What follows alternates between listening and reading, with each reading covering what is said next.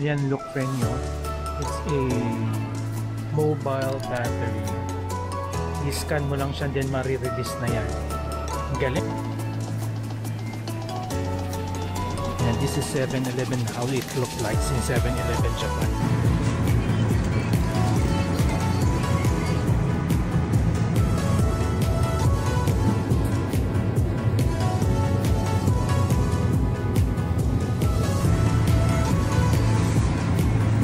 Ito mga friend, pagkain dito mga bento. Sarap. If you're in the budget mo.